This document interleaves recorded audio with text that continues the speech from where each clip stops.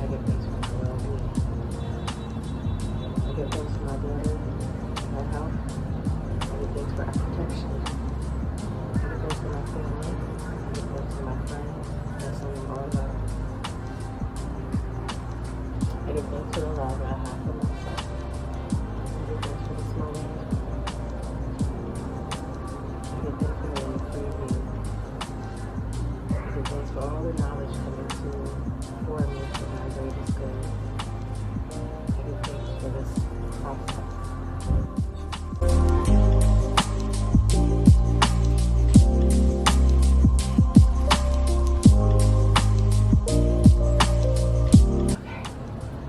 Peace and love, y'all.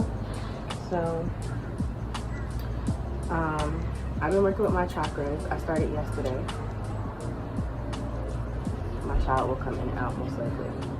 Give me 1 second. Yes, Luna.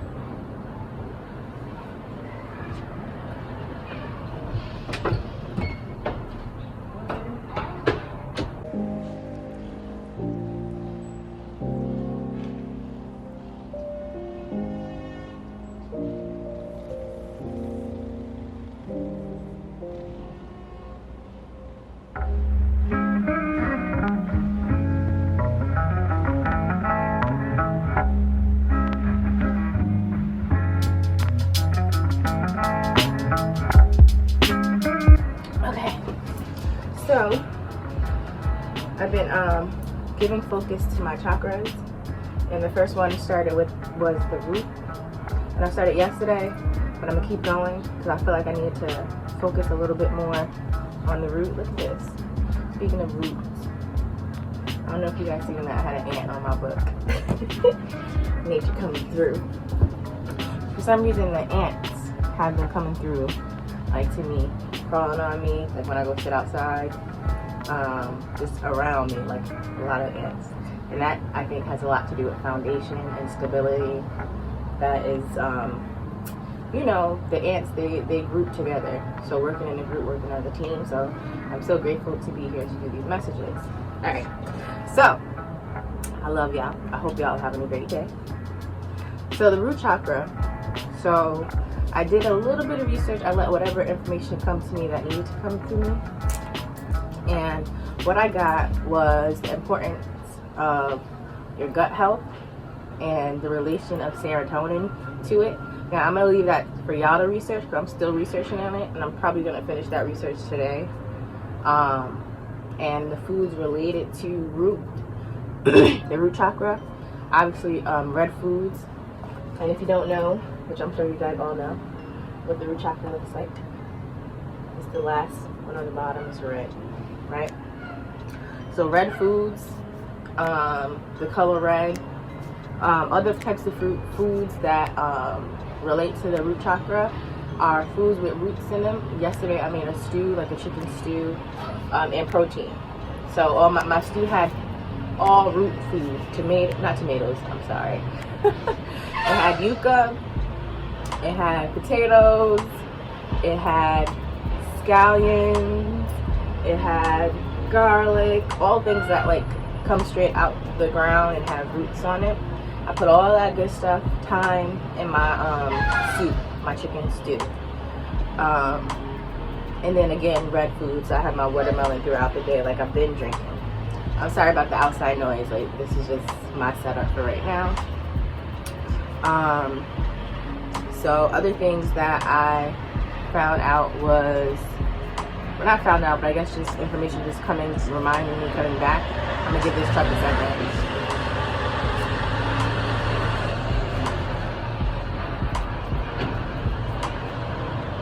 Other information that came to me and through me about the root is just the stability of it, you know, it being at the base of our body, and its connection to our feet, our legs, the foundation of us, really, our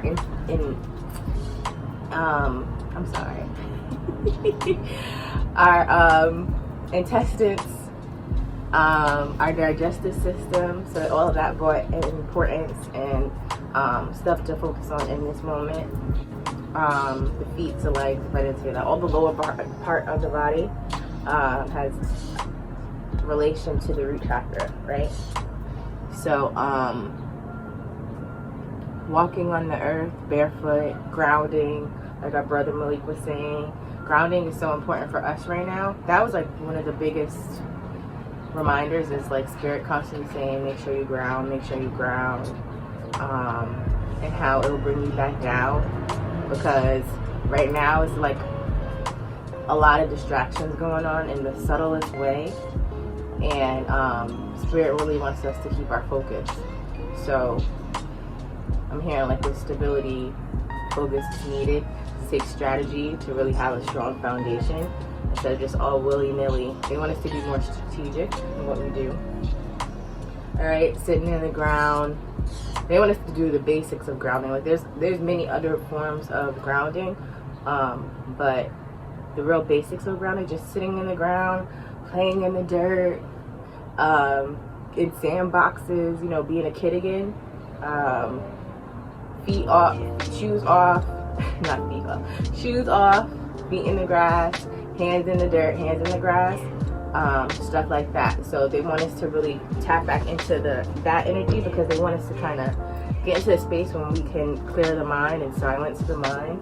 And they're saying the best way to do that, it's my spirits, my guides, your spirits, your guides, is to ground right now and get some sunlight, right? So yes, that's the root chakra for right now, what I've gotten. Oh, and body movement. So yesterday I started unfolding its lessons. So just kind of fluidly learning how to, like, you know, move the body. And Jasmine, she taught me about the importance of the strength of the spine. So if you guys are noticing some weakness in your spine right now, just make sure you're moving your shoulders and you're getting out there and just doing what you can to strengthen the body and the spine. Spine health is very important. And yeah, so I'm gonna get into a reading. It's not gonna be dramatic. I'm gonna try to keep it quaint, but just to get a message from Spirit. So I'm gonna use this deck. It's called Queen of the Oracle, Queen of the Moon Oracle deck. It looks like this. This is the box for you guys who read. Very pretty images, and I'm gonna pull out probably like what they say for me to pull out, which is gonna be those. I'm gonna take these. So the first one I had is Will, Waxing Gibbous, number 13. You guys can see that. And then the next I have is Attraction. It's 44. And that moon is super moon. It's funny because these are fours. So the number of the day is 4. 444. If you see 444 throughout the day, that's a sign from Spirit to remember this message. All right. And I'm just hearing your willpower, and how you attract. And then on the bottom of the deck we have self-love. Self-love. It's not pink. I mean, it's not red, but it's pink. But it reminds me of the red and the root, and how self-love is related to the root. And that's the number 6 in the waxing crescent.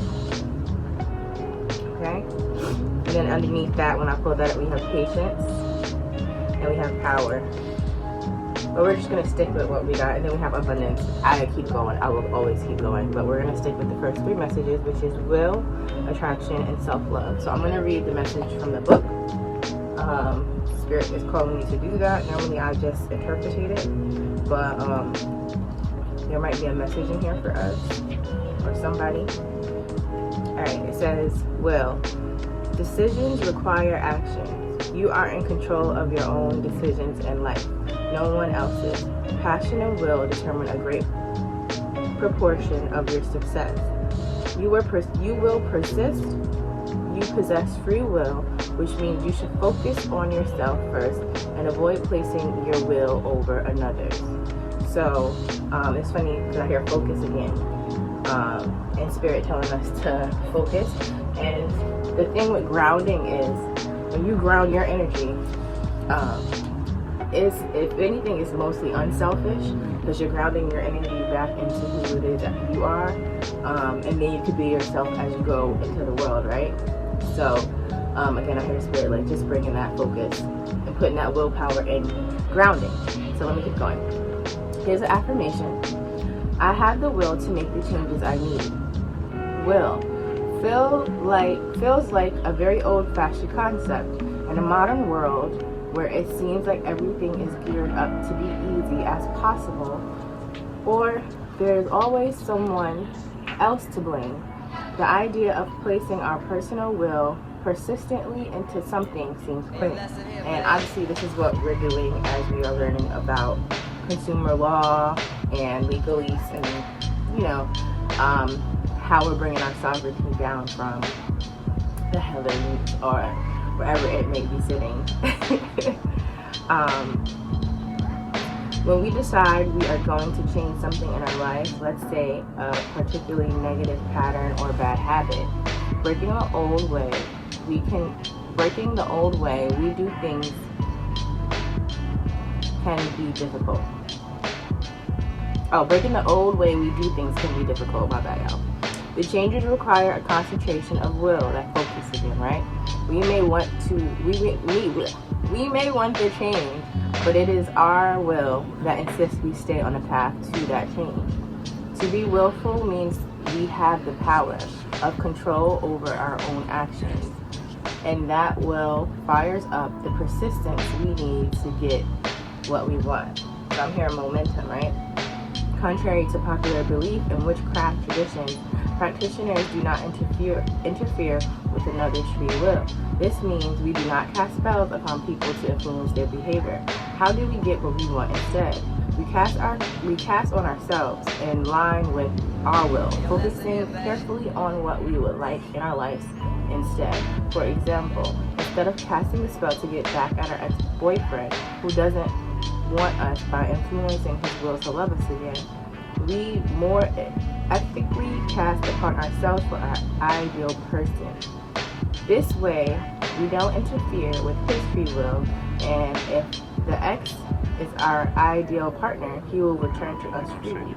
If not, we have attracted someone new and better for us. Either way, win-win. To use our will productively, we should assess what we really want to make sure this is what we want to reach for. And the stone or metal is hematite. So it's funny, I was listening to Abraham. I don't know if you guys listen to Abraham Hicks, but I was listening to Abraham Hicks this morning. And I have this thing in my reality where I always say what I don't want. And the more you focus on what you don't want, she's like, you notice how it comes to you faster and easier, you know? So, and the universe can't decipher that, you know? That's why in witchcraft or whatever you want to call it, we don't put that on somebody else and we put it towards ourselves. It's just, it's a lot of information, a lot of energy, and it could backfire with ease. So it's better just to focus on the self and the great things that you desire, right? Instead of focusing on what you don't want. Okay? So I hope that makes sense. So that was will with this card. We're gonna go to attraction, number 44. Remember the word of the word. The number of the day is 444, right? All right, attraction. So again, with the will, I feel like, you know, whatever is our will to attract, it's gonna come. It's gonna come, especially if you have that focus. You start attracting in all those things, and I feel like a lot of us are in that space. If you don't physically see the results in what it is that you're moving for, feel it. I know I feel it. I hope y'all feel it. I'm sure y'all feel it. If I feel it, I know y'all feel it. All right. So we have attraction. You can be magnetic to others and attract the good things in life. You can repel what you no longer wish to attract. Be ready for opportunity. Avoid extremes that might cause negative imbalance in your body or mind. Think of connections greater than yourself. I can attract what I wish and repel what I do not. That was the affirmation. Alright, let's continue. A supermoon is a full moon that is the closest distance from the Earth in its revolution. It is also referred to as the purgy moon. The supermoon appears in the sky, and being so close to the earth, it influences the ocean more than usual, causing more extreme tides than are normal.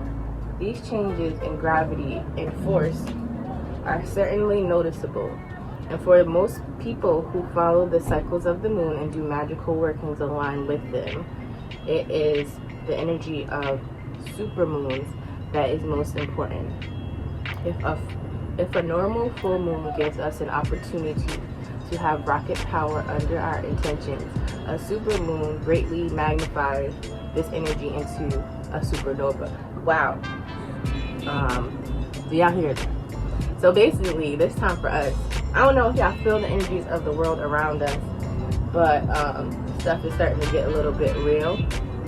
And the realer it gets out there in those streets, the realer it's going to get here in our golden streets. You feel me? So I feel like what this part is saying is just like the attraction is very potent right now.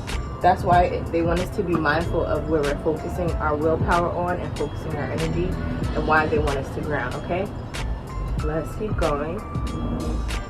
If we are growing, we all want to attract experiences into our lives that can be positive relationships, a lifestyle that suits us better, clarity, love, prosperity, creativity, the list goes on.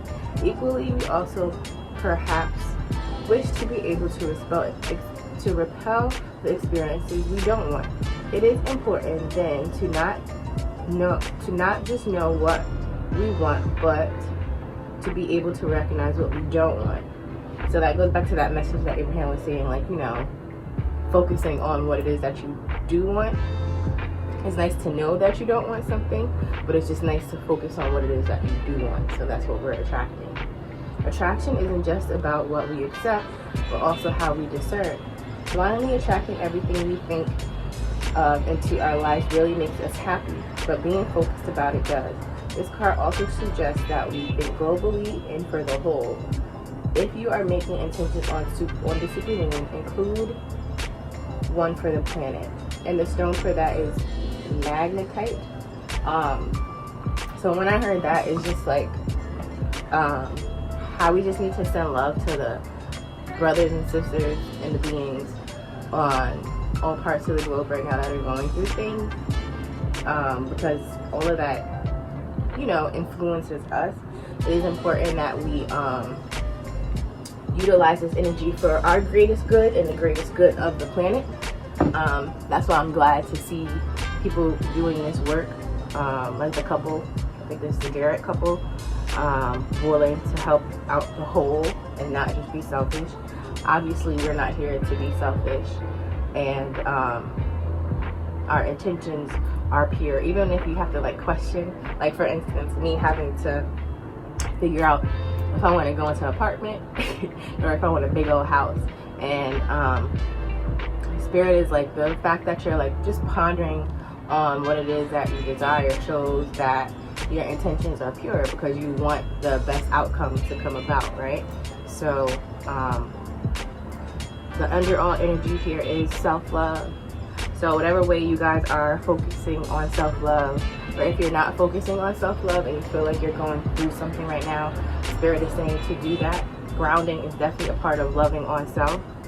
Okay, and maybe practicing and or adding in beauty rituals that you may do, or getting tan, just making sure your skin is nice and glowing, and washing, giving yourself a good hair wash, because y'all know these locks can get a little intense, or twisting it up, making it look fresh. Whatever you guys need for your own self-love, and just do that. Detoxing is something, if people are not doing it, that should be done daily. Like, you can just detox in the morning. It's not like something that you have to flat out just stop and do for multiple days. You can, if that's what you feel called to. Detoxing can be sitting in the sun. Detoxing can be not being around specific energies. Detoxing comes in many forms, but it's really just putting that effort and that willpower into that to protect your energy, and seeing how just that little change, that detoxing change, I would say, what is attracted from that level of self-love. Okay, so I hope that this message helps. I plan on coming back and doing some more messages because it helps me, just like I hope that it helps you guys too. And it's really just a reminder to keep us on the right path throughout all that we're going through. Okay, so I'm sending y'all love. I'm gonna go take Luna to a museum today because I didn't get to take her to Sesame Place. And just spend some time outside with her, and probably get my body moving, do a little bit more research and studying, and yeah. So I hope you guys have a beautiful day. I hope you guys have a peaceful day, and I send y'all so much love and so much light. I hope you caught that. Talk to you soon.